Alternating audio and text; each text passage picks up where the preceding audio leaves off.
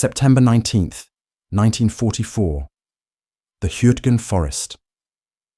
For Obergefreiter Klaus Richter, the war had devolved into a primal struggle against mud, wood, and steel. The world had shrunk to the few meters of rain-soaked earth in front of his machine gun nest, a world that smelled of pine needles, cordite, and fear. He was a veteran of the East, a man who had survived the frozen hell of Stalingrad and the sweeping tank battles of Kursk. He understood death. He had seen it in all its forms, from the swift finality of a sniper's bullet to the slow, agonizing surrender to frostbite. But the real enemy, the one that haunted the dreams of every seasoned soldier, was not the roaring artillery or the American tanks that crashed through the trees. It was something silent, invisible, and patient. It was the bacteria that thrived in the rich German soil his commanders had sworn to defend to the last man.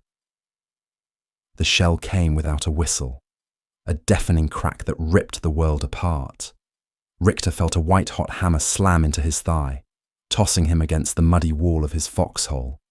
For a moment, there was only a ringing silence and the bewildering sight of the forest canopy spinning above him. The pain arrived a few seconds later, a deep, sickening throb that eclipsed everything else. He looked down and saw the tattered fabric of his trousers soaked in a rapidly expanding stain of dark, almost black blood. A splinter of steel, a jagged piece of an American 81mm mortar shell, was buried deep in the muscle. His first thought was not of dying, but of relief. It was a leg wound, a Heimatschuss, a home ticket wound. Bad enough to be sent back to a real hospital in the Reich, away from this slaughterhouse of a forest, but not bad enough to kill him. At least, not right away. The journey to the rear was a familiar purgatory. A medic, a boy of no more than 17 with terror in his eyes, sprinkled the wound with a coarse yellowish powder from a small packet. It was sulfonamide, the miracle drug of the 1930s, the Wehrmacht's primary defense against infection. The medic wrapped the leg with a cheap paper bandage that was soaked through with blood before he had even finished tying the knot. Then came the agonizing crawl, dragged by his comrades through the sucking mud to a regimental aid station set up in the cellar of a shattered farmhouse. The air in the cellar was thick with the stench of blood, sweat, and antiseptic. Wounded men lay on stretchers on the damp stone floor, their groans a constant miserable chorus. A lone surgeon, his face a mask of exhaust, ion, worked by the flickering light of a kerosene lamp. His instruments were few, his supplies meagre. For every wound, the treatment was brutally simple: debridement, sulfur powder, and a bandage. For Klaus and millions of other German soldiers, this was the absolute peak of battlefield medicine. They had been told for years that German science was supreme, that their doctors were the best in the world. They clung to this belief as they clung to their rifles. But the reality on the front lines was a desperate gamble against overwhelming odds. The sulfur drugs, once a powerful weapon, were losing their edge. The bacteria of the battlefields, fed by years of war and filth, were growing resistant. Worse, many soldiers were allergic to the drug, breaking out in debilitating rashes and fevers that complicated already grievous injuries. Every lancer knew the real fear was not the wound itself, but what came after.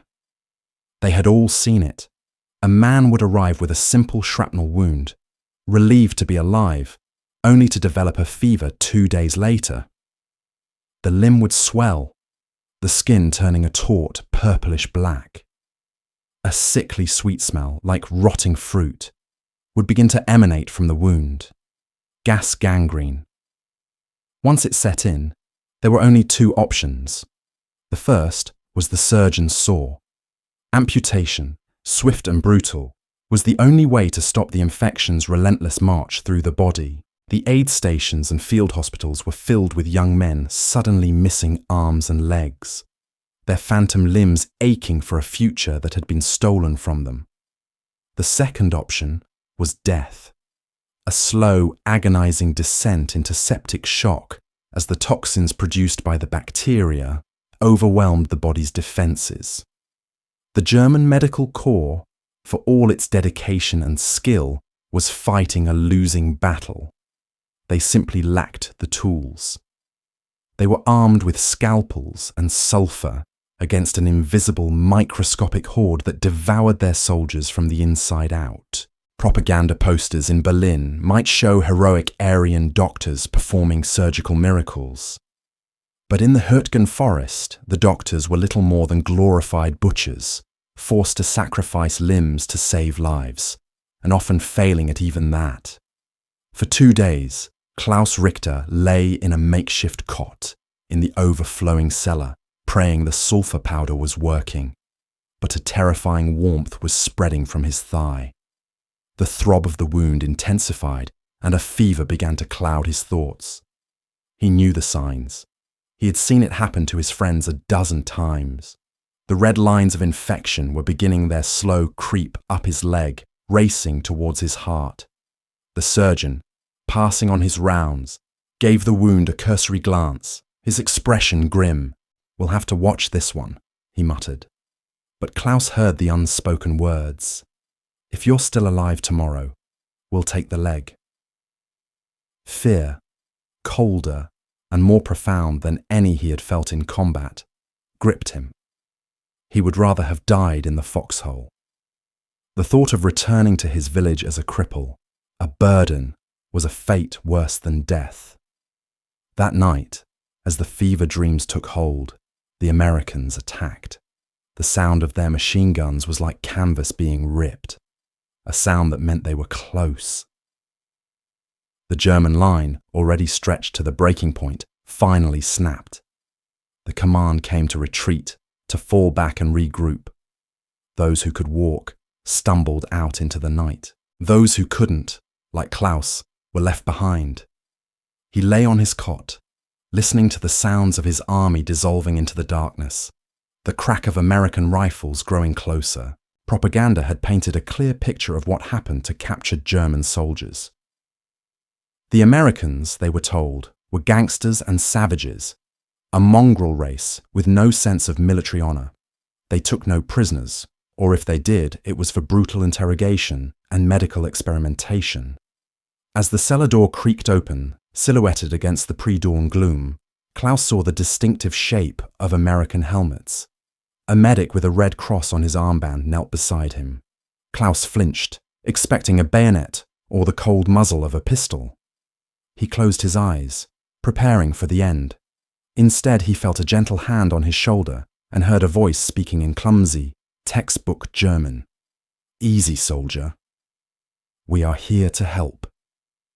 The American medic cut away the blood-soaked paper bandage and grimaced at the sight of the swollen, discoloured wound. Klaus watched, his mind foggy with fever, as the American cleaned the wound not with harsh antiseptic, but with sterile water from a canteen. He didn't sprinkle powder into it. Instead, he produced a small glass vial and a syringe. Klaus had never seen anything like it. The medic administered a shot of morphine, and a blessed wave of relief began to wash over him, dulling the sharp edges of his agony. He was given a sip of water and wrapped in a thick wool blanket, a luxury he hadn't felt in years. He was an enemy, a prisoner, yet he was being treated with a gentleness and efficiency that was utterly bewildering. As they loaded him onto a stretcher, he looked at the other men left behind in the cellar. The American medics moved among them with a calm professionalism, administering aid, ignoring the SS belt buckles and the iron crosses. They were not the monsters from Goebbels' speeches. They were just men, doing a job with an abundance of supplies he could barely comprehend. He was carried out into the grey morning light and loaded onto a jeep with a red cross painted on its hood. As the vehicle bounced along the rutted forest track, away from the fighting, Klaus Richter's world began to tilt on its axis. Everything he thought he knew about his enemy, about his own army's supposed superiority, was beginning to crumble. But one terrifying fact remained. His leg was on fire, the infection was raging, and even these well-supplied Americans could not stop the inevitable. He was a dead man, being kept comfortable for his final journey. The American doctor, he was certain, would have a saw just as sharp as the German one. The American field hospital was not a building. It was a city of canvas that had seemingly sprung from the mud and rain of the German forest overnight. Dozens of olive-drab tents were laid out in a grid of impossible order, connected by wooden duckboard walkways that kept the medics out of the mud. Generators hummed with a steady, confident rhythm, powering strings of electric lights that illuminated the camp against the perpetual gloom. Klaus Richter, lying on a stretcher outside a large tent marked with a red cross, could only stare in a state of feverish disbelief. He had just passed a field kitchen where the smell of roasting coffee and baking bread hung in the air, a smell he hadn't experienced since his last leave in Berlin over a year ago. Convoys of massive six-wheeled trucks, none of them pulled by horses, rumbled past on a nearby road, an endless river of supplies flowing towards the front. It was a display of logistical power so vast, so casual, that it felt like a deliberate act of psychological warfare. This was not an army scrabbling for survival. It was a machine of infinite resource. He was carried into a reception tent, the first stop in what he quickly realized was an assembly line for repairing broken men. The air was warm and smelled of soap and clean canvas, a stark contrast to the subterranean dampness of the German aid station. An American doctor, a captain with tired but focused eyes, examined his leg. He didn't poke or prod. His movements were efficient and surprisingly gentle. He spoke in English to a nearby orderly, who wrote on a tag and tied it to a button on Klaus's tunic. Klaus caught one word he understood. Penicillin. It meant nothing to him. The name was unfamiliar, a strange foreign sound. He was moved to another tent, larger and brighter than the last. Here, his filthy, blood-caked uniform was cut away from his body by a pair of medics. He expected to be left in his underwear, shivering and humiliated. But instead, he was washed from head to toe with warm water and soap by two orderlies who worked with a detached, professional air. They treated his body like a piece of broken equipment to be cleaned before repair, showing no curiosity, no malice. Then they dressed him in a set of soft, clean pajamas. The simple comfort of the fabric against his skin was so alien, so deeply unexpected, that it nearly brought him to tears. This was not the conduct of savages. It was something far more unnerving. He was placed on a cot with a real mattress and a wool blanket, one of many dozen, lined up in perfect rows. And then he saw them. Women. American women in crisp, olive-drab uniforms, moving through the ward with an air of authority and purpose. They were nurses. He hadn't seen a German woman within 50 kilometers of the front for over 2 years, and even then, they were auxiliaries, never in a forward hospital like this. These women were different. They checked charts, administered medicine, and spoke to the wounded, their voices calm and steady amidst the quiet suffering.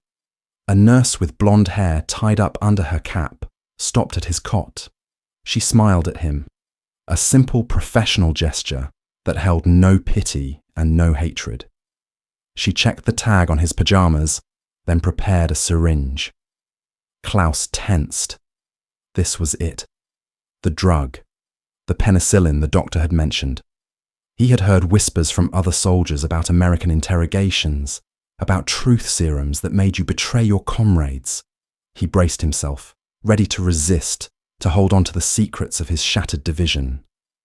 The nurse swabbed his arm with alcohol, the cold sting a sharp point of reality in his feverish haze.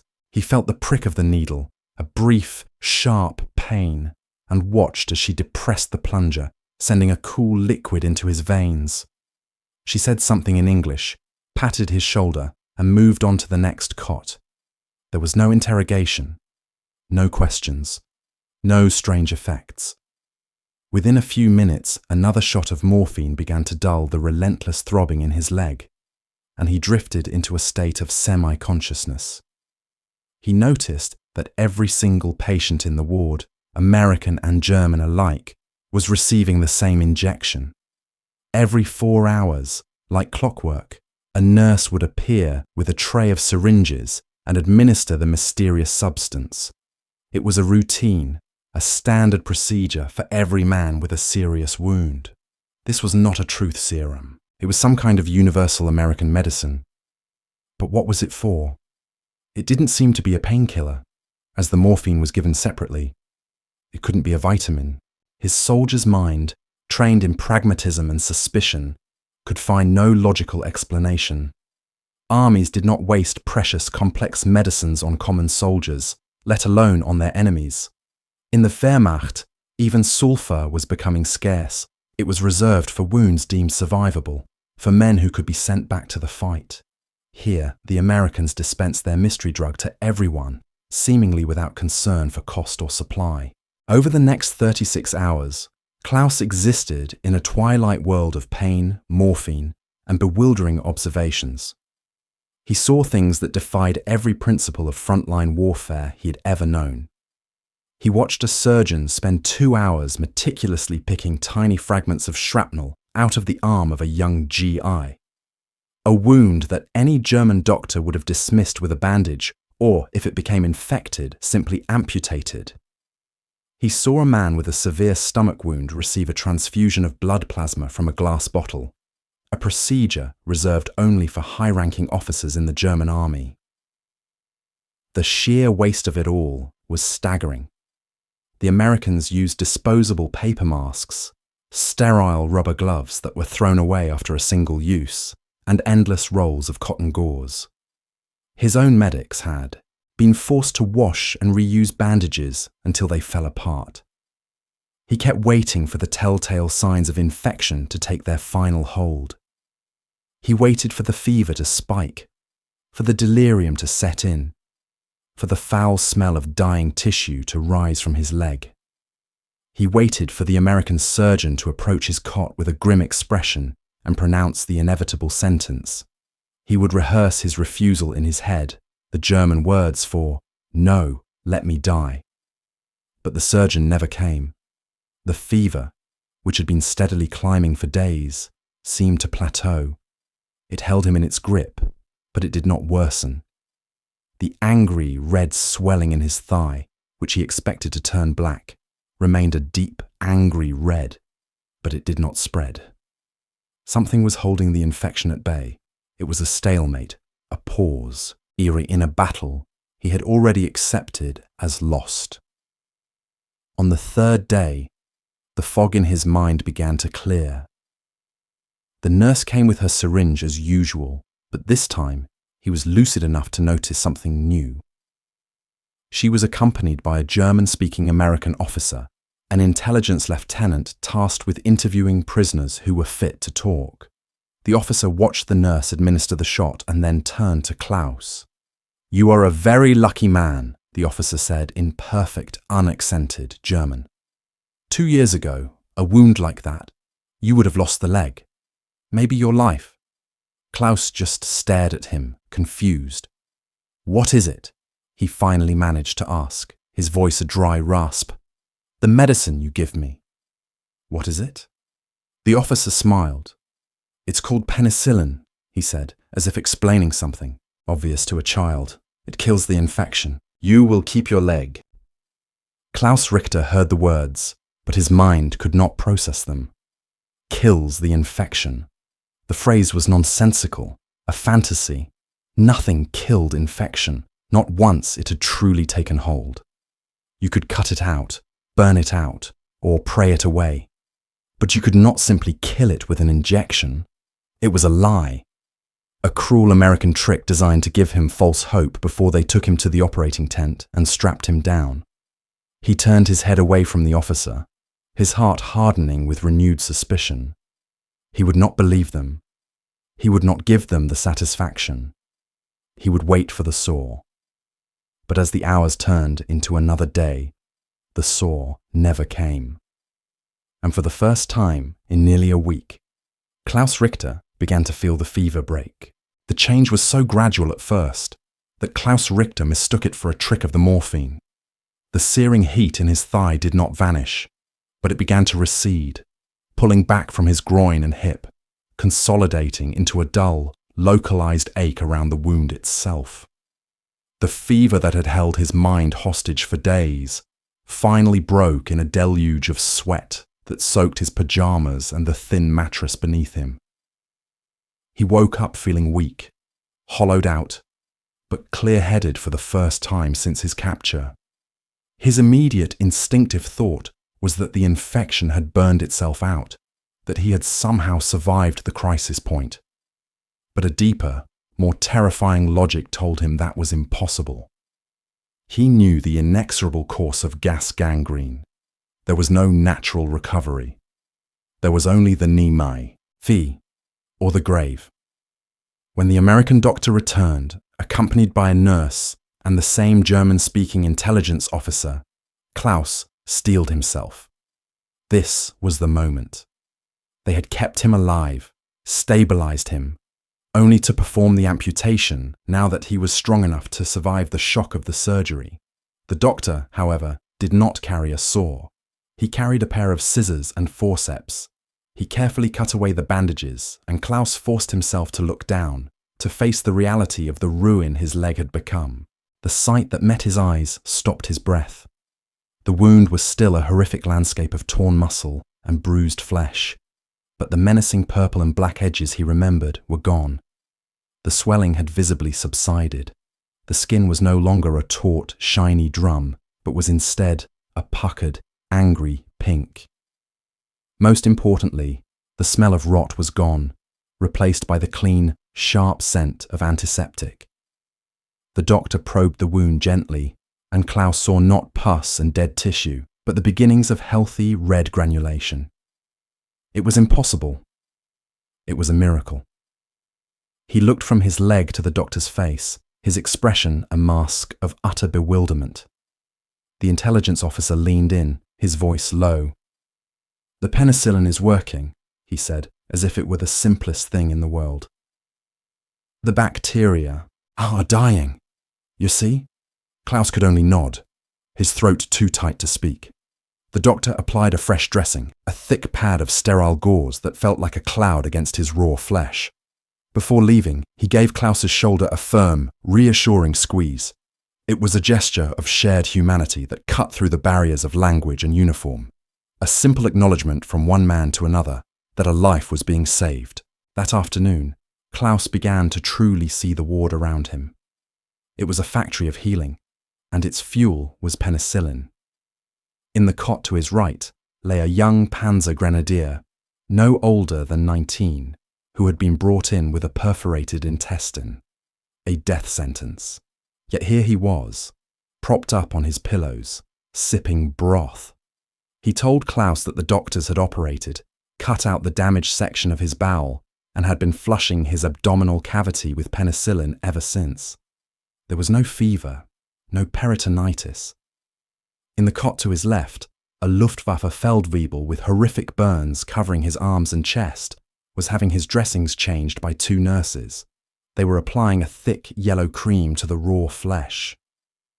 The pilot winced, but his wounds were clean, free of the green-tinted pus that was the hallmark of Pseudomonas infection, the bane of every burn ward on the German front. The cream, he later explained to Klaus, was also penicillin. He had been shot down a week ago.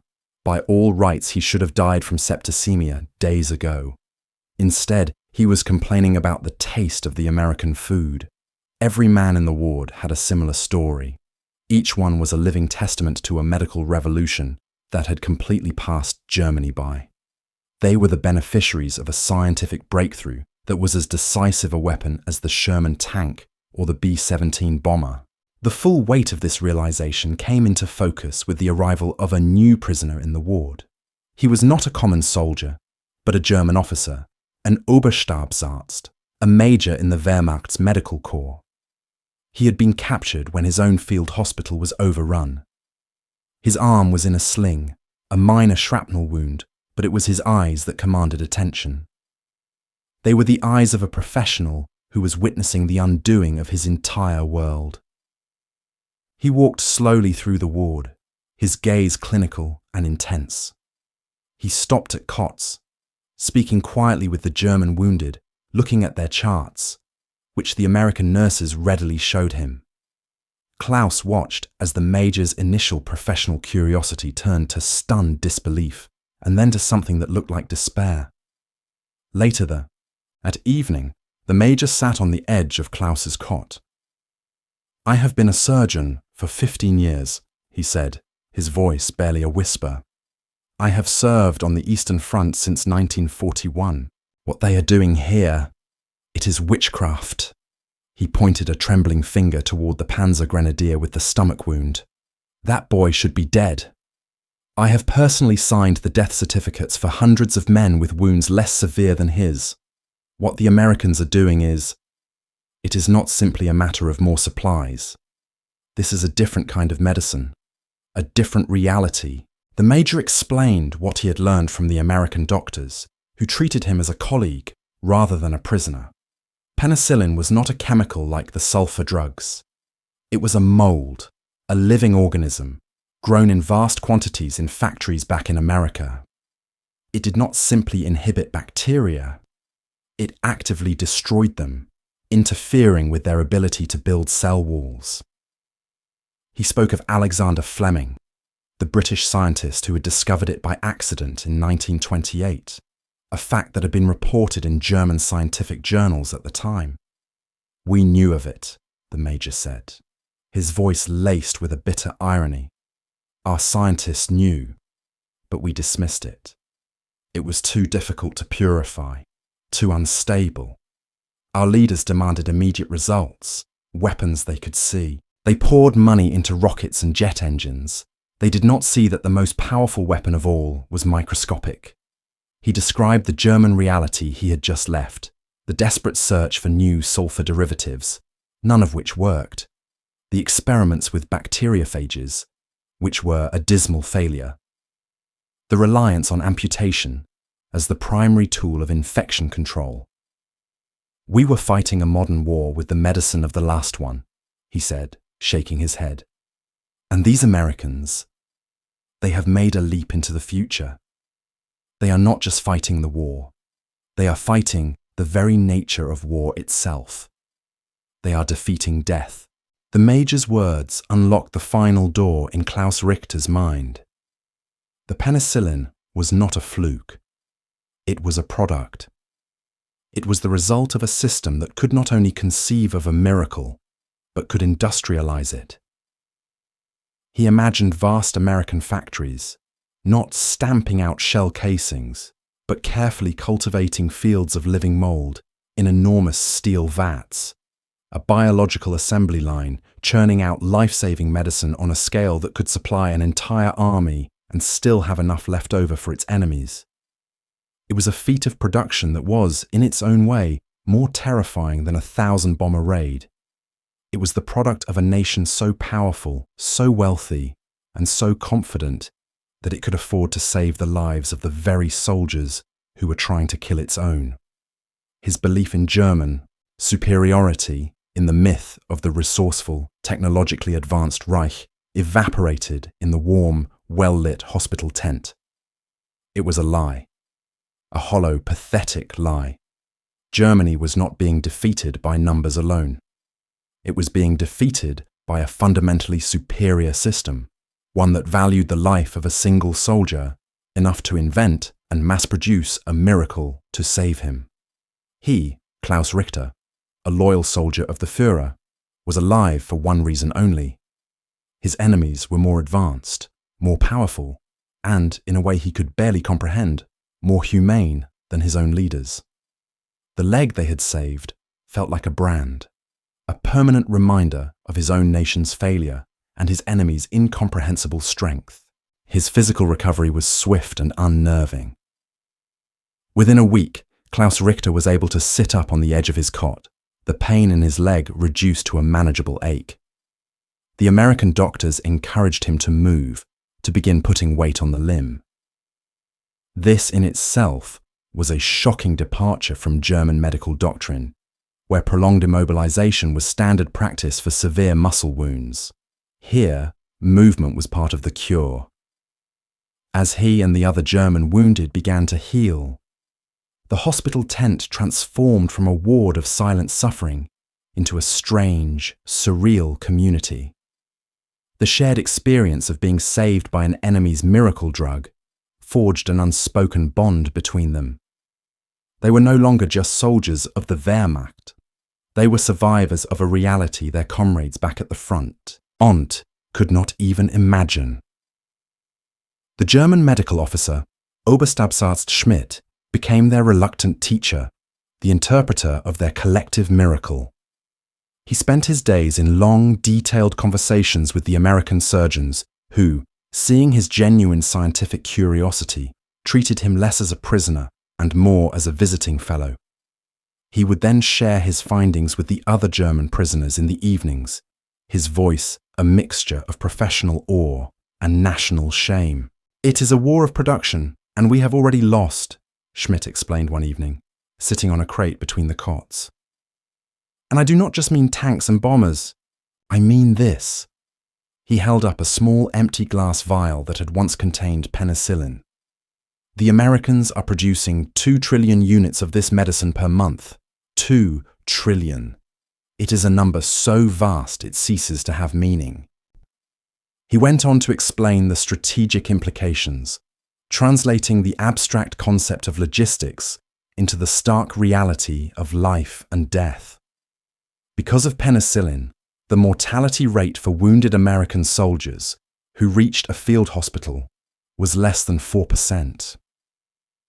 For the Wehrmacht, even according to the most optimistic official figures, it was nearly 12%, and every frontline medic knew the real number was far higher. For every 100 men wounded, the Americans would lose 4, while the Germans would lose at least 12, and often more to subsequent infection. "They are not just saving lives," Schmidt stated, looking around at the faces of the listening soldiers. "They are preserving their army.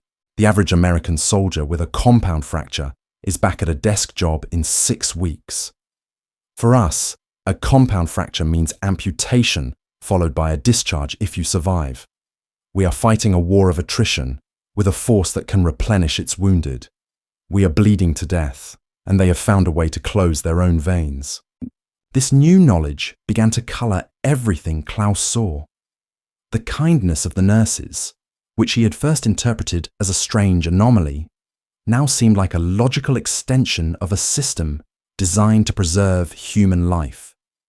The abundance of food, fresh eggs, milk, vegetables, things not seen on a German dinner table for years, was not just for morale.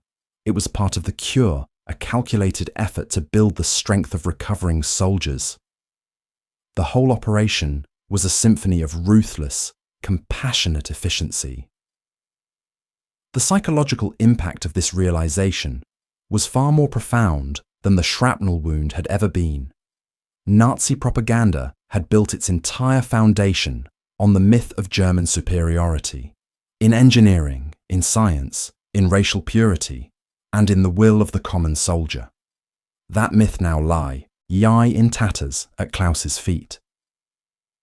The Americans were not the decadent, undisciplined mongrels he had been taught to despise. They were giants.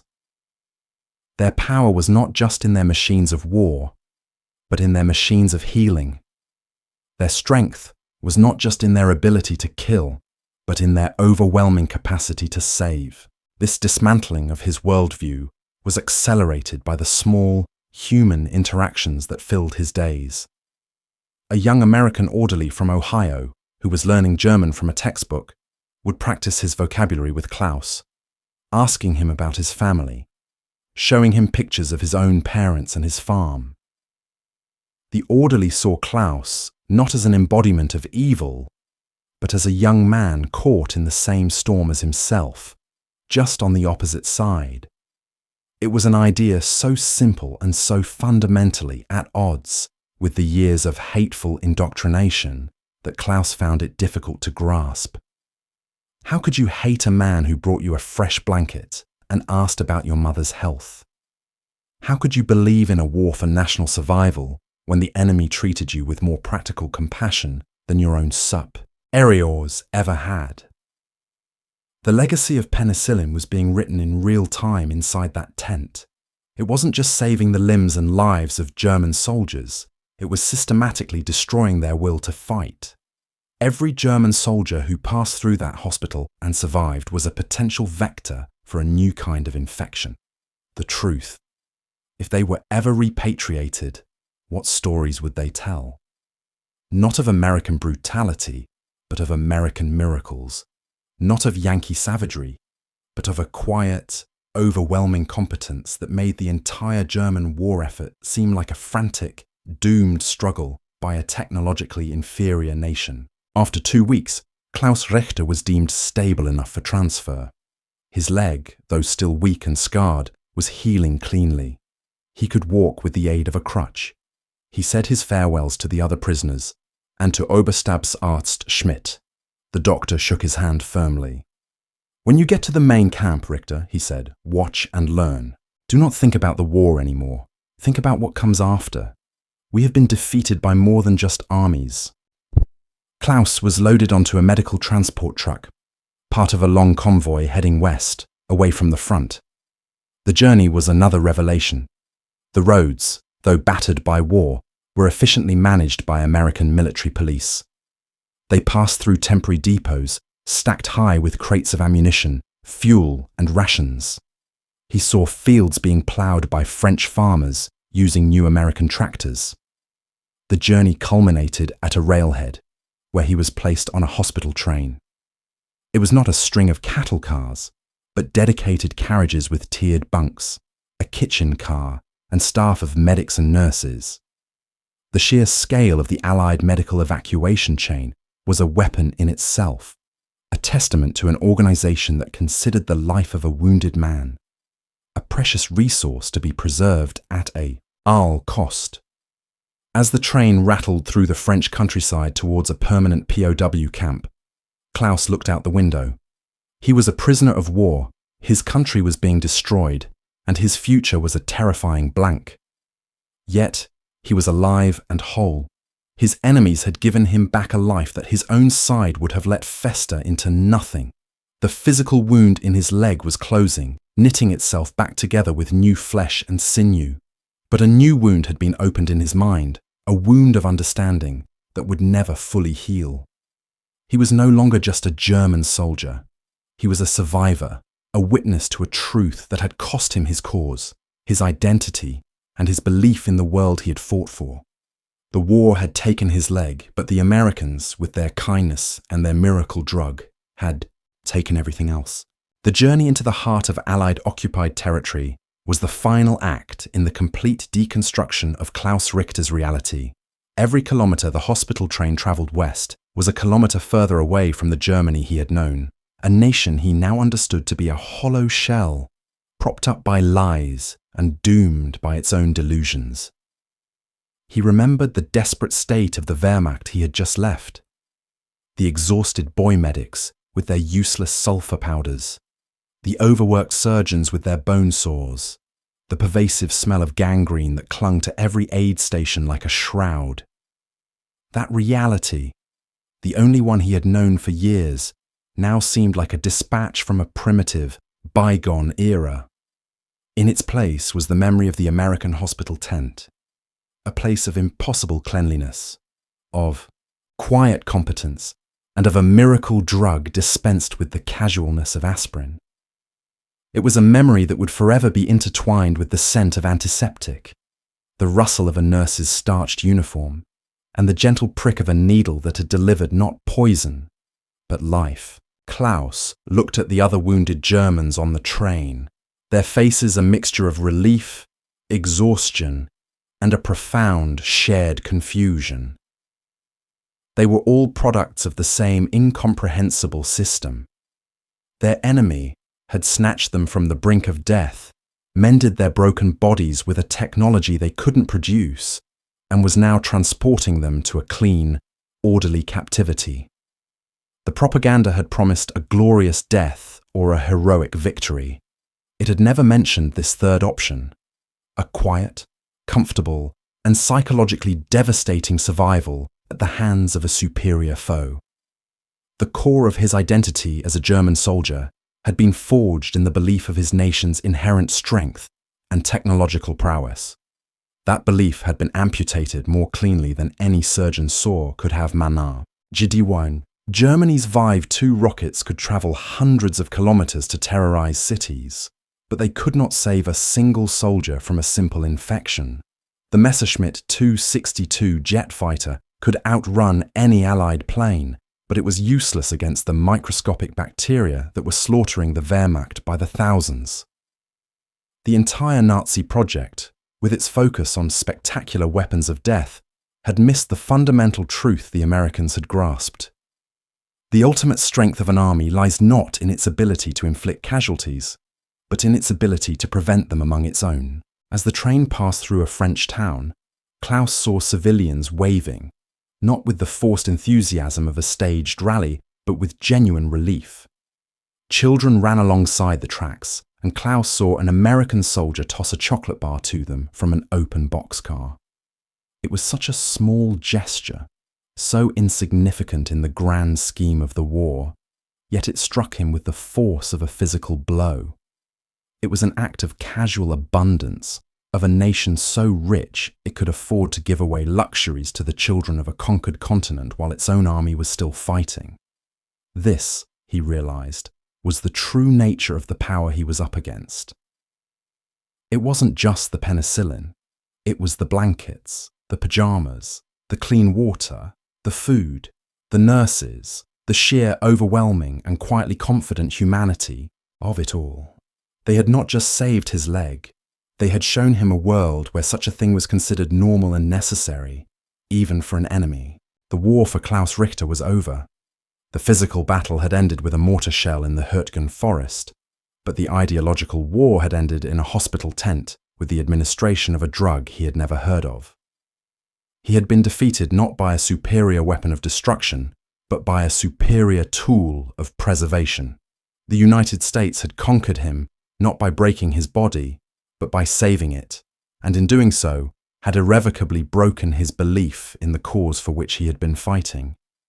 He was alive, he was whole, and he was a prisoner, heading towards an unknown future.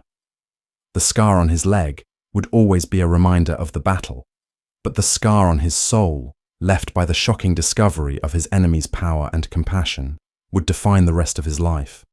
The Third Reich had demanded his death as a sacrifice for victory. The Americans, in their victory, had insisted on his life. It was the ultimate, undeniable expression of superiority, an act of power so profound it required no violence at all.